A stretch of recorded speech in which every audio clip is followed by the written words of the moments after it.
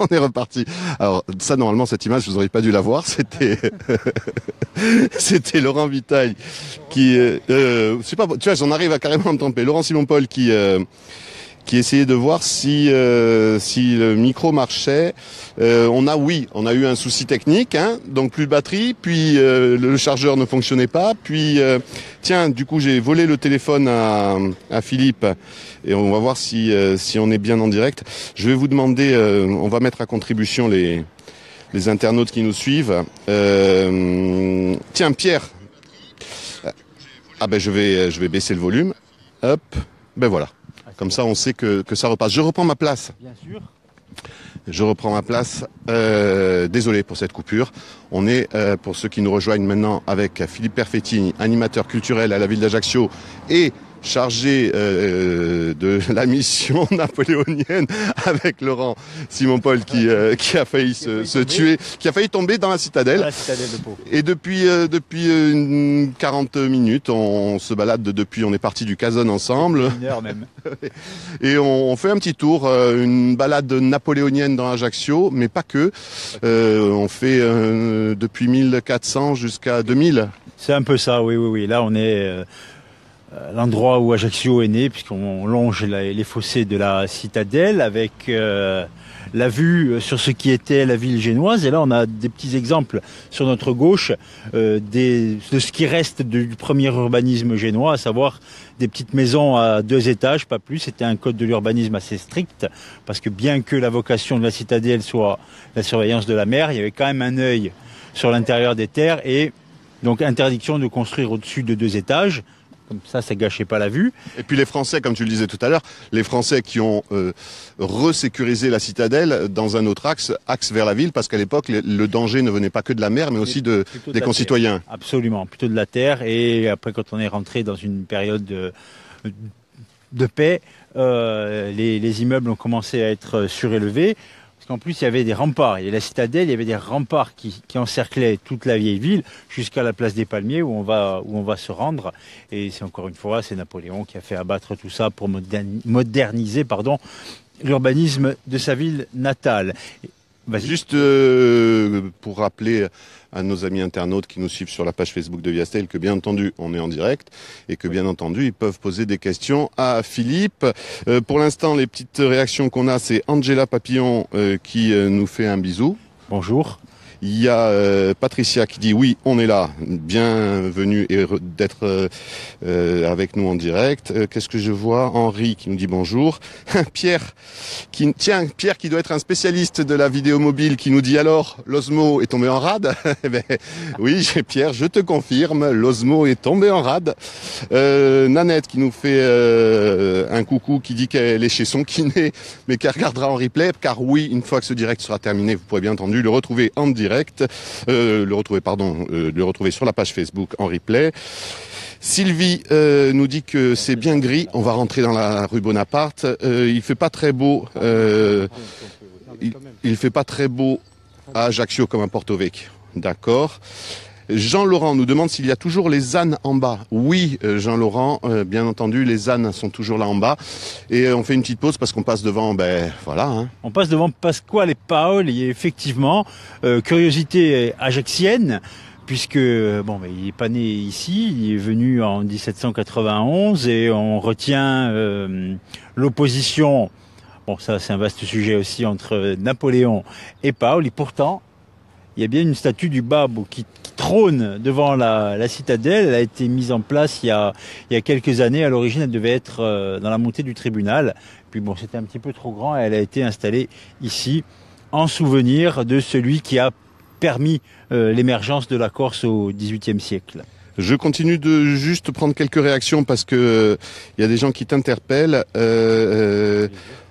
Où en est le projet? Ça, on en a parlé tout à l'heure. Ça continuera. Mon filou d'amour, Sabine, écoute, je veux pas. Bisous Sabine. Béatrice qui nous fait aussi un coucou. On nous pose une question. Il faut que je retrouve les questions. Vous en posez tellement. Merci pour ces infos depuis Béziers. D'accord. Philippe, c'est Anto qui nous demande ça. Parle-nous de Ahmed le barbare. Non, c'est Ahmed Le Boucher. Il confond tout, c'est Antoniette. Oui. Je vois que tu connais bien les personnes qui se trompent. Oui. On en avait parlé à Alta Frequenza, à la campagne d'Égypte, effectivement. Un des ennemis de Napoléon à cette époque-là qui portait le joli sobriquet de Boucher. Mais c'était aussi un barbare, alors Ahmed Le Boucher barbare. On est rue Napoléon. Rue Bonaparte. Pardon, oui, ça n'a rien à voir. On disait dès le début de ce direct qu'on pouvait mieux exploiter l'image de Napoléon pour la ville d'Ajaccio. Ceci étant, depuis le début, on n'entend que lui. Rue Bonaparte, avenue Bonaparte, avenue Napoléon, rue Napoléon. On disait au Cazone, on baigne dedans. Et on baigne tellement dedans que bon, à un moment donné, on s'en rend même plus compte. Et après, c'est dur de faire un inventaire des richesses napoléoniennes de la ville parce que c'est sans fin. Ça a été un des projets de la mission Napoléon. Yes. Le début, c'était faire l'inventaire. Le début, c'est de savoir ce qu'il y a. Voilà, dans tous les domaines. Ça va des noms de rues aux événements, aux appartements, enfin aux propriétés qui ont été les leurs. Il y a énormément de choses. Hein. Parce qu'il ne faut pas oublier que Napoléon, d'accord, Napoléon c'est les Bonaparte, et les Bonaparte ils sont arrivés à Ajaccio en 1514. Donc il y a 500 ans d'histoire. C'est pas une bataille en 1805 à Austerlitz qui a duré 2 jours. Non, c'est 500 ans. 500 ans, c'est long. Même si on n'a pas d'événements grandioses, on a une histoire qui s'est construite petit à petit et qui a permis, à la fin du XVIIIe siècle, à Napoléon de voir le jour sur le continent. On continue avec des gens qui nous font de coucou. Tiens, Michel qui nous fait un coucou de Ventiseri, Laurent Simon-Paul, puisque tu es originaire de là-bas. Meilleur souvenir depuis Ventiseri avec Michel. Reportage très sympa, merci Henri. Rue Bonaparte où je suis né, 4e étage de ce qui est devenu l'hôtel. Ah bah oui, c'est vrai qu'on parlait des palaces. Absolument, ici. Ici, la rue Poteliborg dont parlait monsieur Diane tout à l'heure, là, la maison Bonaparte qu'on a zappé. On zappe. Est-ce que Laurent, tu te sens de faire un petit sprint juste devant la maison Bonaparte? Non. Non, on va courir tous les deux. On est obligé quand même si... allez, hop. Parce qu'en plus, elle fait face Philippe. Cours avec moi. Ah bah oui, il faut me rattraper. Hein.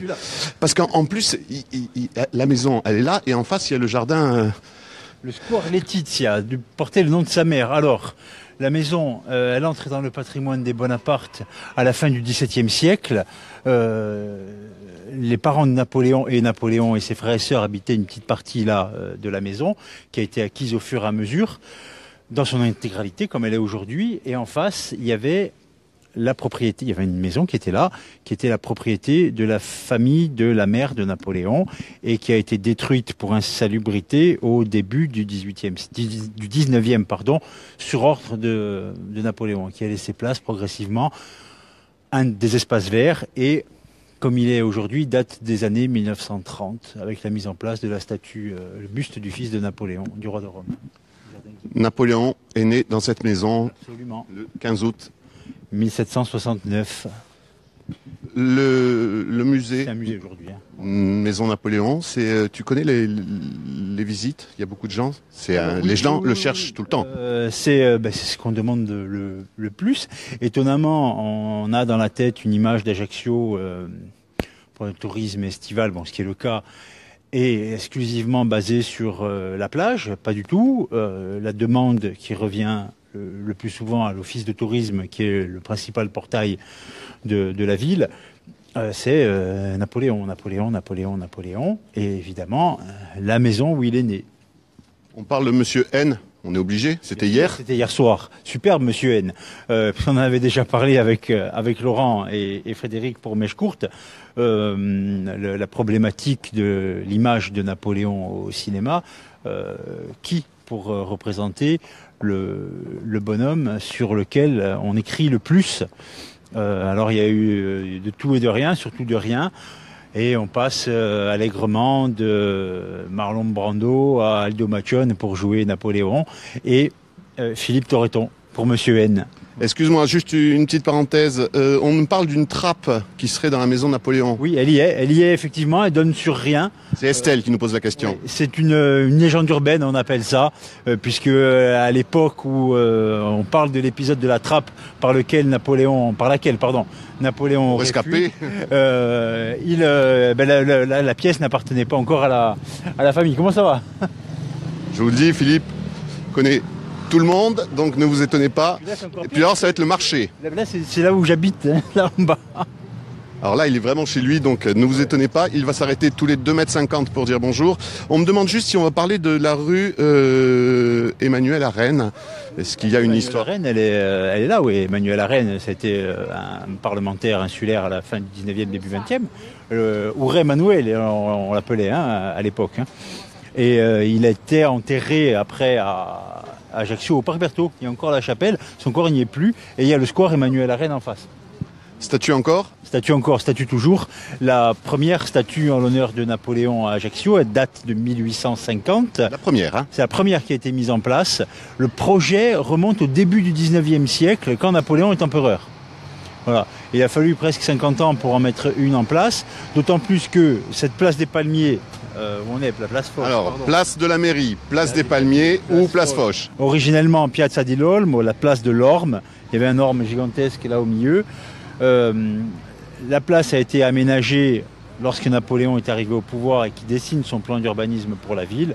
La destruction des remparts de la ville génoise, l'agrandissement de la place, la création d'un port où on va aller pour développer l'activité économique et l'attractivité de la ville, le développement, l'accroissement de la population avec la construction de nouveaux immeubles qu'on a tout autour. Et il y a au milieu de la place une fontaine d'eau potable, parce que la ville souffrait du manque d'eau potable à l'époque. Et puis la fontaine va progressivement se transformer en statue en l'honneur de Napoléon. Et ça sera fait en 1850. Napoléon présent aussi sur les petits bus électriques de la ville, de la CAPA. Oui, ça c'est une initiative de la communauté d'agglomération du pays d'Ajaccio, il y a 2 ans maintenant. 2 ans pour développer une identité visuelle napoléonienne, c'est important. Hein. Voilà. C'est aussi de la com, mais ça passe aussi par là. Hein. C'est fondamental même, c'est fondamental. Et c'est un grand succès, il faut dire, hein, cette affaire-là. La mairie d'Ajaccio. Oui. La mairie d'Ajaccio, Maison Carrée, parce qu'à la base, ça va Marc? Ça va Marc. La Maison Carrée est construite après le règne de Napoléon. On va prendre à gauche. On va contourner la Maison Carrée. C'est dans la continuité du développement urbain voulu par Napoléon. Là, on est dans la décennie 1826-1836. Et ça fait partie du grand chantier des bâtiments civils de l'époque, puisqu'il y a en même temps la mairie et la préfecture. Les grands chantiers. Voilà. Alors, on y arrive aux grands chantiers. On est passé place des Palmiers, place Foch devant le marché. Alors, historiquement, c'est vrai qu'il y avait les marchés étaient souvent de ce côté-là. Ce n'est plus le cas parce que là, on parle de gros chantiers. Oui, gros chantier gigantesque. Hein, c'est le chantier de l'Ajaccio de demain. Alors où on est derrière la mairie, on est devant l'office de tourisme. On est dans ce qui était le quartier d'affaires de la ville alors ici on remonte à Napoléon Ier. Napoléon Ier décide qu'il y aura un port à Ajaccio, parce qu'aussi bizarre que ça puisse paraître, avant qu'il n'arrive au pouvoir, la ville est une ville littorale, mais il n'y a pas de port, il y a juste un petit débarcadère par là-bas. Et il dit, le développement de la ville, il passe par la mer, donc on va faire un port. On en a un vestige ici, Napoléon Ier. Le port sera agrandi par sous Napoléon III, pardon. Voilà, qu'on comprenne bien, il y a 2 parties de ce que vous voyez aller à l'image. La partie à droite, là, le long, c'est l'époque Napoléon Ier. Et tout ce qui a été rajouté le long comme ça ensuite, c'est Napoléon III. Ça a été remblayé au tout début du XXe siècle pour faire une place du marché, puisqu'il y avait la halle ici. Il y avait les galeries Lafayette d'Ajaccio un petit peu plus loin. C'était le quartier d'affaires. Je peux me permettre, pourquoi, quand on a fait ces fameux travaux pour le parking, on a presque été surpris de retrouver ça, alors que dans la mémoire collective, on savait qu'il y avait, ça avait été rempli début du XXe siècle, on savait qu'il existait quelque chose. Bien sûr, tout le monde le savait. Maintenant, où avec précision, on savait pas tout à fait au mètre près. Hein. Et puis bon, effectivement, quand il y a eu les travaux, les projets de travaux pour l'aménagement d'un parking souterrain il y a quelques années, évidemment, on est tombé dessus. Grande surprise. D'abord, on avait oublié à quel point c'était grand, parce que la mémoire, ça s'efface. Hein, quand ça s'entretient pas, on oublie. Et puis avec les problématiques actuelles, pas qu'insulaires, hein, c'est international, la préservation du patrimoine, tout est sujet à préservation. On parle de ces quais napoléoniens, excuse-moi. Oui. Qu'est-ce que ça... Là, on voit, ça a été protégé, il y a des grilles. Est-ce qu'il y a un projet sur le plus long terme concernant ces quais napoléoniens? Parce que là, c'est un parking. Là, on préserve pour l'instant. Rien. Ça a été mis en sécurité, il n'y a pas de problème. Et ça fait partie du réaménagement de la place, puisque là, on va passer devant. Il y a les travaux de la nouvelle halle qui ont débuté.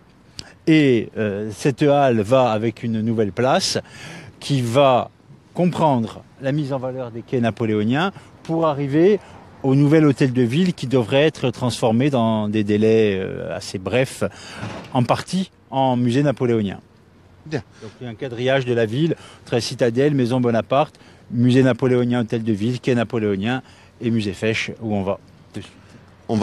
Est-ce qu'on prend un petit stret qui va passer par là? Je vais en profiter pour encore... Tiens, il y a quelqu'un qui te demande d'écrire un livre. C'est Monique qui dit il serait temps que tu écrives un livre, donc réponse. C'est fait depuis longtemps, mais j'en ai d'autres en prévision. Hein. Et celui qui a déjà écrit s'appelle alors, le guide Napoléon, en l'occurrence, hein, qui recense une grande partie des sites napoléoniens de la ville. Donc Monique, et pour tous les autres, si vous voulez vous aussi poursuivre... par écrit cette balade napoléonienne, sachez que le livre de Philippe existe et on peut le retrouver chez Albiane, chez Hachette, à la Fnac, partout. Hein. Voilà. Partout. Dans toutes les bonnes librairies. Le maire, oui, il est à la mairie, c'est sûr. Le marché des pêcheurs, nous dit Rose, c'était à la mairie. Hein. Oui. Merci pour ce reportage de la part d'une Alsacienne. Ils vont à la mairie. On y est passé, Pascal. Un dictionnaire historique vivant de la part de Patrice. Et Rose, Monsieur Herbe, qui a entretenu ce jardin, c'était mon parrain. On parle sûrement du jardin... Devant la maison Bonaparte, oui. C'était Monsieur Herbe qui s'en occupait. C'était le parrain de Rose. Voilà. À droite, le port, oui. Des beignets aux broches, une douzaine pour moi. Ça, je pense que c'était un des endroits historiques des beignets. C'était là-bas, la boulangerie. Oui, chez Galéane, oui. Et là, on est passé par une rue qui est rigolote, hein, parce que c'est par là que Napoléon a fui en 1793. Alors, en 1793, il est passé par la trappe, et ensuite il a pris cette rue. Mais la rue, il l'a prise avec plus de certitude, puisqu'il a été planqué ici par son ami, le maire d'Ajaccio, qui habitait là à l'époque, Monsieur Lévy, et il est descendu par le passage, prendre le petit bateau et partir d'Ajaccio. Et là, on est dans la rue Fesch, le nom de son oncle, la rue Fesch, et on va tout doucement vers le musée des Beaux-Arts de la ville, qui renferme une des plus belles collections de portraits napoléoniens qui existent au monde. Il faut le dire, on ne le dit pas assez. Oui, bien sûr. Oui, voilà. Excuse-moi, je regarde en même temps si on te pose des questions. N'hésitez pas, j'adore... Ah oui, ça moi j'aime moins. Je te trouve essoufflé, Yann, tu m'inquiètes. Un gros bisou à notre amie Simone Grimal, qui attend toujours avec impatience que nous fassions en direct le GR20. Merci Simone. Béatrice, c'est joli la vidéo. Merci Béatrice. Et on a Paris sur la Corse aussi qui nous font de gros bisous. Marché des pêcheurs, toujours pas fini. Alain, c'est toujours pas fini. Non, il y a encore plein de projets concernant les quais napoléoniens. La rue Fesch, qu'est-ce qu'on pourrait dire? Là aussi, c'est une création postérieure à l'aménagement de la citadelle, puisque progressivement, l'exode rural à l'époque, hein, on se rapproche de l'endroit où il y a de l'argent, et l'endroit où il y a de l'argent, c'est la ville avec les notables, et c'est les paysans qui investissent le quartier, qui font construire. Ça devient un quartier de commerce, un quartier de pêcheurs, de corailleurs, un quartier religieux, puisqu'on va avoir des séminaires, des chapelles, là, sans rouquet d'ailleurs, et puis ça explose au 19e siècle. On a parlé des chantiers de l'autre côté de la ville, avec l'aménagement de la place, la mairie, la préfecture. Et puis il y a une initiative privée qui est la construction du Palais Fèche. Elle vient d'où cette initiative? C'était quand? Cardinal Fesch. L'idée, elle date du début du 19e, quand Napoléon est empereur, quand ils sont tous rois, reines, princesses. On a les moyens, hein. Quand on a les moyens, voilà, des moyens absolument illimités. Et Napoléon a un projet de développement urbain et économique pour la Corse. Fesch a un projet de développement éducatif. Monument historique depuis... Monument historique depuis... Ça, c'est la chapelle impériale, c'est depuis 1924. Et le Fesch, je crois que c'est 77. Vous croyez, franchement? Non, je suis sûr. Parce qu'il y a des gens, je crois, qui font des tests sur Facebook en direct, voir s'ils arrivent à t'avoir. Ah bah oui. Tiens, il y a Rose qui nous dit que notre direct serait à montrer dans les écoles. Oui, je vous confirme, avec Philippe. Tu interviens chez les scolaires? Oui, absolument. Ça fait partie du projet, justement, pour que les enfants s'approprient l'histoire. Bonjour mesdames. Et nous rentrons dans mon bureau. Dans mon bureau, dans la cour du Palais Fèche. Et effectivement, pour que les enfants s'approprient l'histoire napoléonienne, pas pour faire du bourrage de crâne idéologique, hein, mais bon, qu'on l'aime ou qu'on l'aime pas, peu importe, qu'on les aime ou qu'on ne les aime pas, peu importe. C'est des trajectoires assez originales en termes de réussite, en termes de travail, en termes de volonté. Après, bon, il y a la morale à mettre un peu de côté, hein. On ne réussit pas comme ça en étant un bisounours, dirons-nous. Et l'histoire napoléonienne n'étant plus enseignée à l'école, ou très peu, ben voilà, on a décidé de tenter le coup. Et puis ça marche, ça prend, hein, ça prend. Il y a même des instituteurs et institutrices, dont Mademoiselle Mondologne, que je salue chaleureusement ici, qui sont fans de Napoléon et qui rentrent en contact avec nous pour qu'on développe le volet éducatif qui est fondamental. un petit coucou depuis la Belgique. Madeleine nous fait un coucou et nous demande la statue. C'est Joseph. C'est José. Oh. Oui, la statue, c'est bien Joseph, qu'on connaît un peu mieux sous le nom de Fesch. De Fesch, absolument. Le plus grand bienfaiteur de l'histoire de la ville, parce que on lui doit le musée, on lui doit l'idée de la chapelle, on lui doit la bibliothèque, on lui doit surtout, dans son testament, le legs de beaucoup de terrains autour de la ville, et le fait d'avoir donné ses propriétés à la municipalité, ça a permis le développement urbain, puisqu'il était propriétaire des terrains du Cazone, boulevard Madame Mère, Saint-Antoine, une partie de Capodifène. Même si ensuite on sait que certains de ces terrains ont été récupérés par des grandes familles dans des conditions des fois un peu particulières et pas tout à fait légales, mais en attendant... si on doit se souvenir d'un personnage qui a été le plus généreux avec sa ville, c'est Fesch. C'est Fesch, pardon, c'est Ajaccio, oui. C'est Fesch à Ajaccio, mais il n'y a pas fait que pour la ville natale. C'est comme Napoléon, hein. Là aussi, c'est l'histoire qui transforme un peu le truc. Leur projet insulaire, il s'est transformé en projet purement ajaccien, alors qu'à la base, ça couvre le développement de toute l'île. Qu'est-ce qu'il nous reste à faire comme balade? Oui, Laurent Simon-Paul, il y a un commentaire. Non, n'oublie pas de dire que tout ça, c'est disponible sur YouTube. Bien entendu, que vous pouvez retrouver tous nos directs, tous nos reportages sur la page Facebook de Viastel, mais aussi sur la chaîne YouTube. D'ailleurs, sur la chaîne YouTube, vous pourrez trouver encore les directs. Ah, pas encore, il est à 11h40.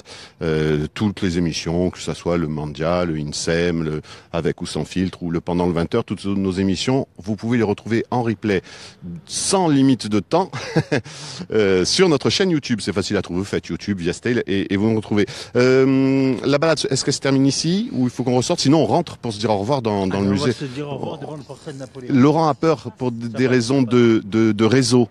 Ça passe un peu. Les murs sont un peu épais quand même. Mais le temps d'aller au portrait, ça va passer. On va aller jusqu'au portrait, tu crois? Oui. Alors, attends, tu sais quoi, Philippe? Alors, mesdames, messieurs, nous sommes en direct. Peut-être ça va passer. Si au cas où ça coupe, sachez que c'est avec grand plaisir que nous avons été avec vous, et surtout avec toi, Philippe, tu m'as beaucoup aidé. Merci. Et si ça tient, on va voir le portrait de Napoléon. Ils vont nous laisser rentrer, tu crois? Tu connais.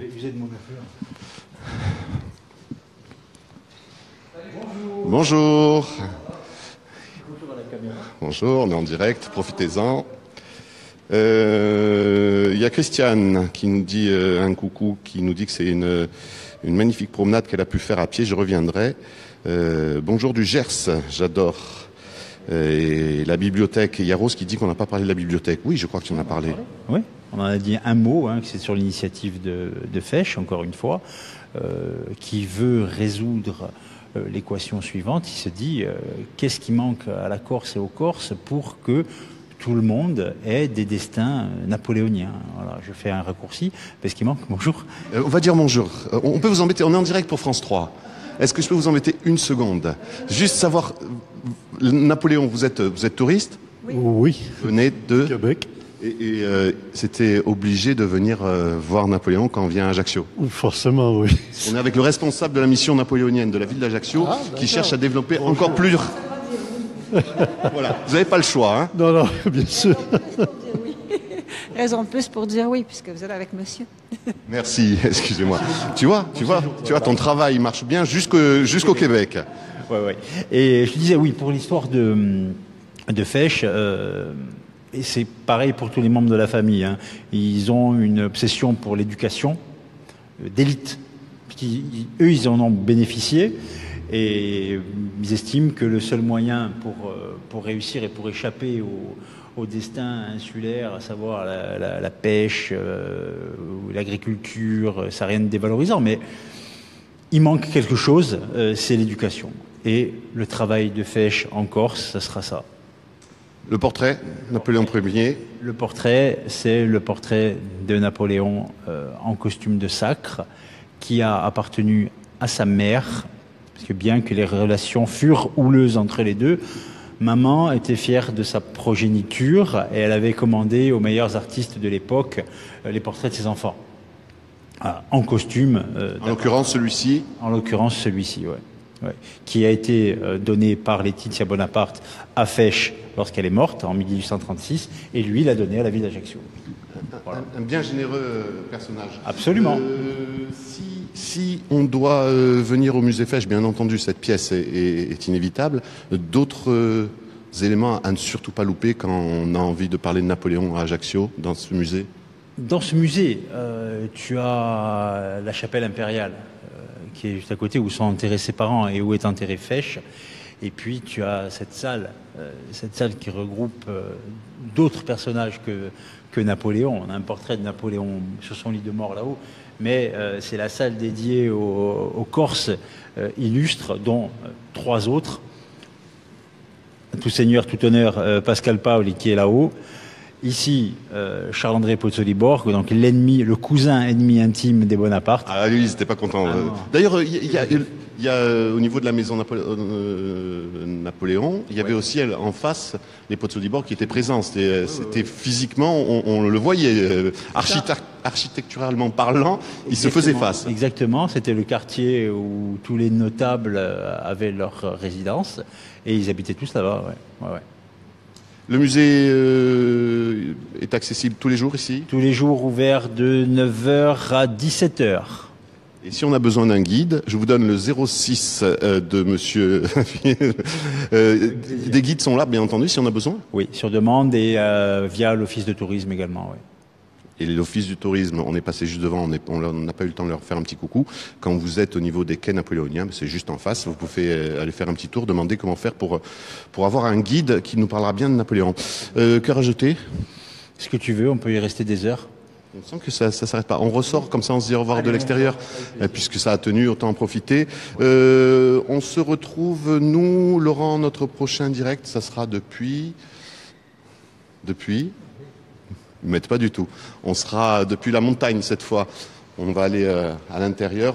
Bientôt, on retournera, si on peut, on avait promis de les retrouver avec les élèves du lycée agricole de Sartène en Castaniche, une opération qui avait été malheureusement reportée pour des raisons de météo. Mais on y retournera. On vous l'avait promis, on y retournera. N'hésitez pas, Napoléon, le tourisme et la ville d'Ajaccio, ce n'est pas que pour des gens qui viennent de l'autre bout de la planète comme du Québec, c'est aussi pour nous et c'est pas que l'été. Non, c'est toute l'année.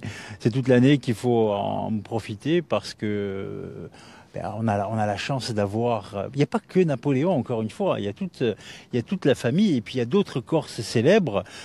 C'est une période. On va partir de Pascal Paoli pour arriver à Napoléon III. C'est une période qui a vu l'émancipation et l'affirmation de l'île et de ses enfants à une échelle internationale. Merci. De rien. Merci à vous, merci d'avoir été avec nous. Nous, ce qu'on va faire, Philippe, ce que je te propose, bonjour, il connaît tout le monde, c'est de repartir rue Fèche, puis on va remonter vers le Casone, puisque c'est là-bas qu'on a laissé nos véhicules. Et puis nous, on vous dit au revoir, on vous dit à bientôt, on vous laisse avec le généreux donateur, Monsieur Fèche.